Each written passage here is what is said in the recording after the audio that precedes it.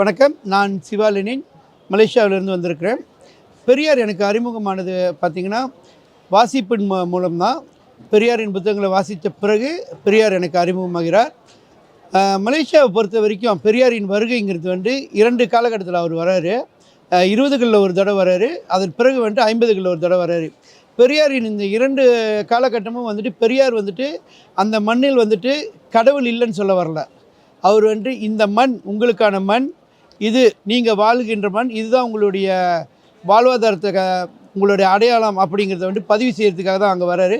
அதே வேளை பெரியாரின் வருகை அங்கே பகுத்தறிவை வளர்க்குது, சாதிகளுக்கு எதிரான ஒடுக்குமுறைகளை உடைத்தெறியுது. பெரியார் தொழிலாளர் வர்க்கத்தை பற்றி அதிகமாக பேசுகிறார், தொழிலாளர் உரிமையை பற்றி அதிகமாக பேசினார். பெரியாரின் வருகையில் எனக்கு தெரிஞ்சு 2 மிக முக்கியமான பதிவை நான் இங்கே பதிவு செய்யலாம்னு நினைக்கிறேன்.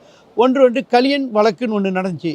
அது என்னென்னா, ஒடுக்கப்பட்ட ஒருவரின் சடலம் மேல் ஜாதி சுடுகாட்டில் புதைக்கப்பட்டதாகவும், அது பிறகு அங்கேருந்து அவரை தோண்டி எடுத்து அவரை வேறொரு இடத்துல புதைக்கிறதுக்கான அது தொடர்பில் அப்போது இருந்த மலேசியா திராவிட கழகம் வழக்கு தொடர்ந்து அந்த காலகட்டம், இது 60கள் கிட்ட, அந்த காலகட்டத்தில் அவருக்கு 3000 வெள்ளி நீதிமன்றத்தில் இழப்பீடு வாங்கி கொடுத்துருக்குறாங்க அந்த கலியன் குடும்பத்துக்கு.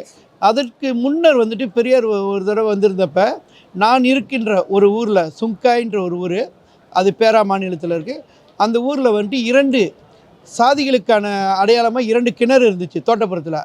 அப்போ பெரியார் அங்கே ஒரு கோயிலில் பேசிட்டு வெளியாகும் போது, இது என்னடா 2 கிணறு உங்களுக்கு, சாதிக்கு ஒரு கிணறா அப்படின்ட்டு ஒரு கிணறை உடைக்க சொன்னார். அது அப்பயே உடைக்கப்பட்டிருக்குது.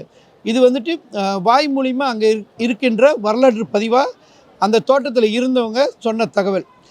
அப்படி பார்க்கும்போது பெரியார் இப்போ இறைமறுப்பாளராக மட்டுமே பார்க்குறாங்க. ஆனால் மலேசியாவை பொறுத்த வரைக்கும் பெரியார் இறைமறுப்பை மட்டும் பேசலை, அவர் தொழிலாளர் வர்க்கத்தை பற்றி பேசினார், மக்களின் ஏற்றத்தாழ்வை பற்றி பேசினார், பகுத்தறிவை பேசினார். அந்த வகையில் பெரியார் இன்றைக்கு மட்டுமில்லை, நேற்றுக்கு மட்டுமில்லை, இன்றைக்கு மட்டும், நாளைக்கும் எப்படி தமிழ்நாட்டில் பெரியார் தேவைப்படுகிறாரோ அதே போல் மலேசியாவில் அவர் என்றைக்கும் தேவையான ஒரு மனிதர் தான். நன்றி.